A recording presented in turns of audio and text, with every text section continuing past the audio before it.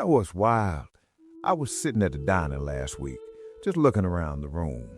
Guy next to me popping antacids like they candy. Woman across from me rubbing her temples, probably another migraine coming on. Old man by the window, stomach pushing against the table, looking exhausted even though he probably just woke up that morning. And I thought to myself, when did we all get so broken? Look around you. I mean, really look. Everybody's got something going on. Your co-workers dealing with blood sugar issues. Your cousin can't sleep through the night. Your neighbors on 3 different medications and still not feeling right. And here's the part that messes with me the most. These aren't just old people problems anymore. I'm seeing 28-year-olds with fatty liver, 32-year-olds with uric acid through the roof, teenagers dealing with IBS and hair falling out in the shower, gas, bloating, acidity, skin that won't cooperate no matter what you put on it, premature, gray hair, always tired even after 8 hours of sleep. This is just normal now? We just accepted this? But here's what nobody's really talking about. And I mean this with everything in me. There is one thing, just one thing. If you make it part of your daily life, it doesn't matter what's going on inside your body right now. It will start getting better on its own. Not because of some pill, not because of some expensive supplement or some guru's magical detox tea. Your body will literally start consuming its own diseases. And I know how that sounds. I know. But just stay with me for a few minutes, because what I'm about to tell you changed everything for me. See, here's something most people never think about. Every single cell inside your body, every one of them, is carrying this incredible intelligence, this life force. It's constantly trying to fix things, patch things up, clean out the garbage. Your body genuinely wants to heal itself. It's been designed to do exactly that. So then why aren't we healing? Why are all these problems just piling up year after year? This is where it gets real. And this is something psychologists call cognitive dissonance. Basically when the truth is right in front of us, but we keep acting against it because our habits feel too comfortable to change. The truth is this. The healing energy inside your body can only do one thing at a time. It can't multitask the way we want it to. Think about it like this. You ever tried to sprint immediately after eating a big, heavy meal? What happens? You get that terrible cramping, that sick feeling in your gut. The gas hits you like a truck. And the reason is simple. The energy your body needed for digestion just got yanked away and redirected towards your legs. So now neither thing is getting done right. Your run feels awful and your food's just sitting there rotting inside you. That's exactly what's happening every single day in most of our lives, and we don't even realize it. From the moment we open our eyes in the morning, we're eating. Breakfast right away, then a snack a couple hours later, then lunch, then another little something in the afternoon, then a full heavy dinner at 9 or 10 at night, and then we go lie down. Just think about that for a second. When does the body ever get a break? When does it ever get a chance to stop digesting and start actually fixing things? The answer is it doesn't, because we never give it the space to do that. The healing energy is permanently stuck on digestion duty. And when that becomes your everyday routine, day after day, month after month, year after year, the diseases don't just appear out of nowhere. They build up slowly, quietly, until one day you're that guy at the diner popping antacids like they're candy. And then there's this belief that gets hammered into us from everywhere. Eat every 2 hours or your metabolism crashes. Don't skip meals or you get weak. 6 small meals a day is the secret. The food industry loves this. The pharmaceutical industry loves it even more. But look around. Are we getting healthier? No, we're getting sicker. Younger and younger people are getting sicker. Now here's where the science comes in. And I want you to really listen to this part, because this is the piece that blew my mind when I first came across it. There's a process the body goes into called autophagy. Auto meaning self, phagy meaning eating. Your body eating itself, but not in a bad way, in the most brilliant, most beautifully designed way you can imagine. A Japanese cell biologist named Yoshinori Osumi spent years studying this process, and in 2016, he was awarded the Nobel Prize for it. The Nobel Prize, that's not some fringe science, that's the highest recognition in the world.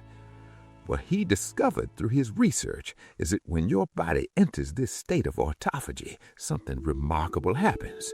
The body starts identifying and recycling damaged cells, broken cell walls, unused proteins that are just floating around doing nothing, even cancer cells.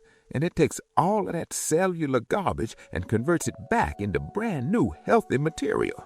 It's like your body's got its own recycling plant running 24 hours, except we keep shutting it down by constantly feeding ourselves.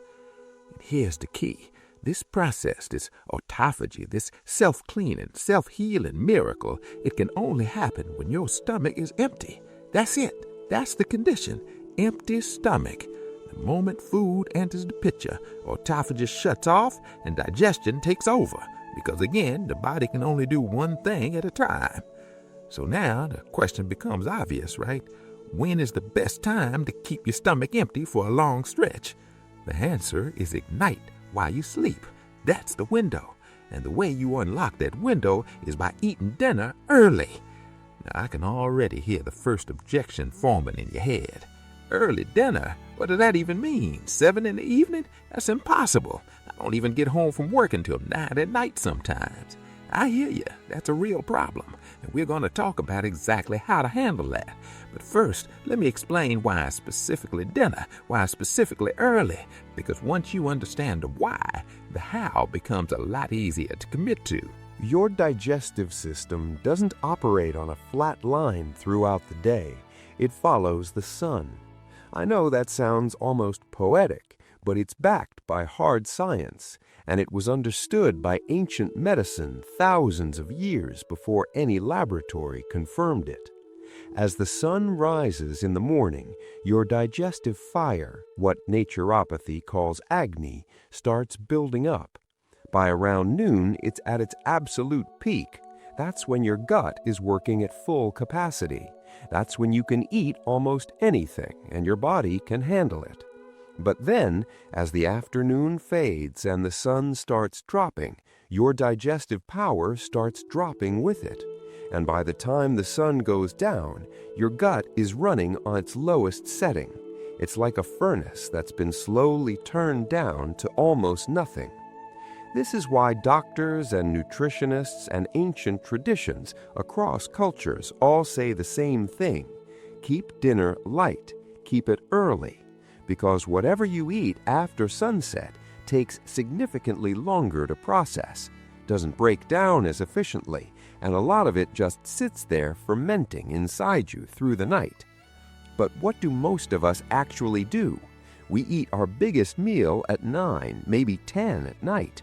A full plate of food, sometimes seconds, and then we crawl straight into bed. The food doesn't get digested properly. It sits there, it ferments, and fermentation inside your gut is just a fancy word for rotting. And rotting leads to gas, and gas leads to bloating, and chronic bloating over time leads to that belly that just won't go away, no matter how many crunches you do, and disturbed sleep, and waking up in the morning feeling like a bus hit you, even though you technically slept 8 hours. And here's what's interesting. A study done in 2020 actually proved this in a controlled setting. They took 2 groups of people, same exact food, same exact calories, same bedtime at 11 p.m. The only difference was the timing of when they ate dinner. One group ate at 6 in the evening, the other group ate at 10 at night. After tracking them over a period of time, the group that ate at 6, even though they ate identical food and went to sleep at the same time, lost 10% more body weight. 10%. That means a person weighing 200 pounds would lose 20 pounds more just by shifting when they eat. Not what they eat, not how much they eat, just when. And the researchers concluded that if you eat out of alignment with your body's natural circadian rhythm, your ability to metabolize glucose is fundamentally changed. Your body literally processes the same food differently depending on what time of day you eat it. This isn't a diet trick, this is biology. Okay, so let's talk about autophagy again, because I want to really paint a picture for you. Say you manage to have dinner at 7 in the evening. The first 2 hours after that, your body is working hard on digestion. That's fine, that's expected. But by 9, 10 o'clock at night, your stomach starts to empty out, and the food moves from your stomach into your intestines. And right around that transition point, autophagy begins to get triggered. And then, for the rest of the night, while you're sleeping, while your mind is dreaming, while you think nothing is happening, every single cell in your body is working, cleaning, repairing, and removing the old broken parts and building new ones. The diseases that you've been treating with medications for years, the ones that never seem to fully go away, some of them can start to reverse in this state. The body's own intelligence, which we might call innate healing capacity in scientific terms, gets a genuine opportunity to do what it was designed to do. Think of it this way. Your body is the most sophisticated doctor in existence, but to get an appointment with that doctor, you have to show up with an empty stomach. There was a study done specifically on diabetic patients that absolutely stunned the medical community. 2 groups, same food, but Group 1 ate early dinner and then had a late breakfast the next day, creating roughly a 16-hour fasting window. Group 2 ate late dinner the way most people normally do. After 3 months, Group 1 saw their diabetes markers improve by 47%. Group 2 showed only 2% improvement. 2% versus 47%. And the only variable was timing. The implications of that are enormous because it's not just diabetes. When autophagy gets activated on a regular basis, studies show that deep sleep improves, cardiac risk drops, digestive issues start resolving, the belly shrinks, fatty liver begins to reverse, mental clarity improves. You wake up with actual energy instead of reaching for 3 cups of coffee just to feel human. This isn't some new age concept. Farmers in America have been living this way for generations, eating before sunset, eating again after sunrise, a natural 14 to 16-hour fast built right into their daily life, 7 or 8 of those hours spent sleeping. And traditionally, these were the people with the fewest lifestyle diseases.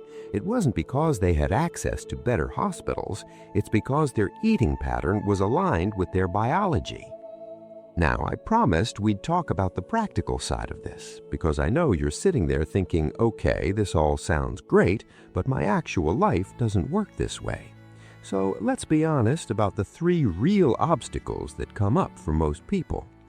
The first one, if I eat at 7, I'm going to be starving by 9 or 10. That craving hits and I cave. And I'll be real with you, for the first 4 or 5 days, maybe even the first week, yes, it's going to be uncomfortable. The hunger will show up at night and it's going to feel loud. But here's what the research tells us about hunger, and this is something called the hunger wave theory. Hunger doesn't just keep rising like a tide that never goes back out. It comes in waves. A wave peaks, it feels intense, it feels urgent, and then if you don't feed it, it passes. It actually goes away on its own. You've probably experienced it without even realizing it. You're starving at 9 in the morning waiting for breakfast, then something urgent comes up, you get pulled into a situation, you forget to eat, suddenly it's 11 and you're not even hungry anymore. You actually feel fine. That 9 o'clock hunger just dissolved because the wave passed. The same thing happens at night. When the hunger shows up at 9 or 10 o'clock, instead of eating, drink something, and not just plain water. Take your water and add fresh lemon juice, a small spoonful of raw honey, and just a pinch of rock salt. What that combination does is restore electrolytes in your body. And when your electrolyte balance is right, a huge portion of that late-night hunger disappears within 15 or 20 minutes. If you're staying up late and it still hits hard, half a glass of warm milk. Naturopathic tradition has used warm milk at night for centuries. It promotes sleep, it's filling without being heavy, and it has a natural mild laxative effect, which means your digestion in the morning will actually be cleaner and more complete. 1 week. Just give it 1 week. After that, the body recalibrates. The hunger patterns shift. Eating dinner at 7 starts feeling just as natural as eating dinner at 9 used to feel. The second problem people run into. I don't even get home from work until 8 or 9 at night. There's no way I can eat dinner at 7. This one requires a mindset shift more than anything else. Stop thinking of dinner as something that has to happen at home in the evening. If you're getting home at 8 or 9, then your dinner needs to happen before you leave the office, around 5 or 6 in the afternoon. That is your dinner now. And I know what you're thinking. That's a snack time. That's tea time. That's just something light to get through the afternoon. But flip the script. Bring a proper meal from home. Roti with paneer, chole with rice, dal with rice, a paneer roll, something real, something with protein. Pack it, bring it, heat it up at the office. Eat it like it's dinner, because it is dinner. Then, when you get home at 8 or 9, you're not starving, so you're not tempted to eat a full meal. You do the water with lemon and honey and rock salt. If you need something else, warm milk, and you're done. You've protected your fasting window. Autophagy can start doing its work while you sleep. This is probably the most practical solution for working adults in this situation, and it's one that actually holds up in real life, not just in theory. The third problem, and honestly, this one is the trickiest because it's not just about you. Food at home doesn't get made until 8:30 or 9 at night. The whole family eats late, and you can't just suddenly opt out of that. So here's what I'd say to this. The reason food is being made late in most households is simply that nobody in those households fully understands what late eating is actually costing them every single night. This isn't a scheduling problem, it's an awareness problem, and awareness is something that can change. Think about a family where one person has blood sugar issues, another has high blood pressure, one's dealing with chronic acidity, and another has fatty liver.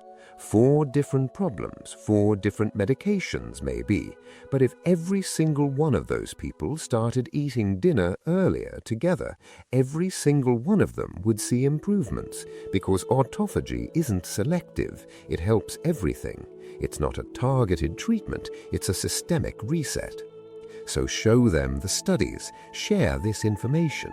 Sometimes all it takes is one person in the family understanding the depth of this for the whole household to shift.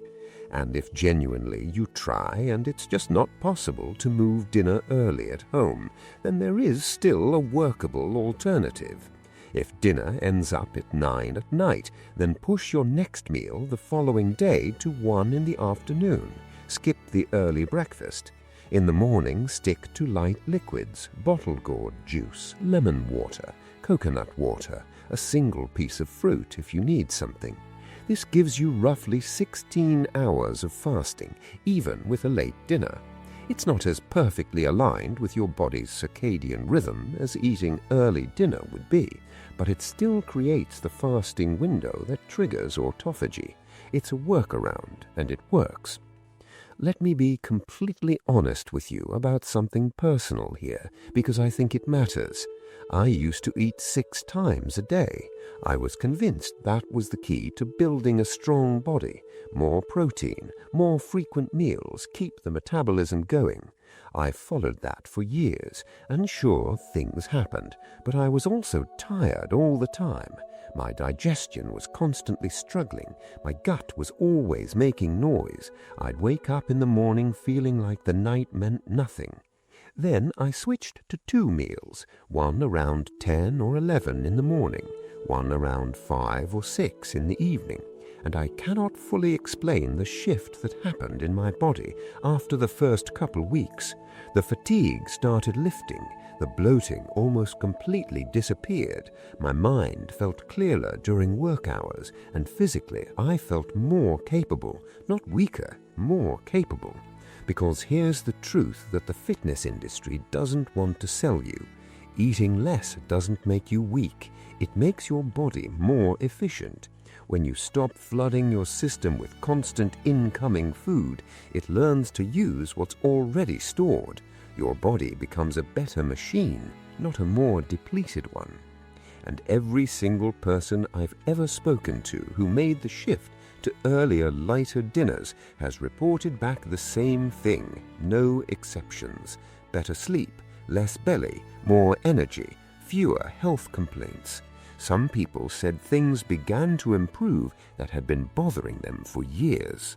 So, if nothing else, I am asking you this. Try it for 1 week. 1 week. You have nothing to lose except maybe some discomfort on day 2 or 3.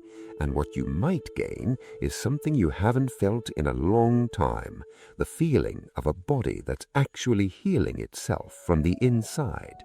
Leave your experience in the comments when you try it, because someone scrolling through those comments next week is going to read your story, and it might be exactly the push they needed to start.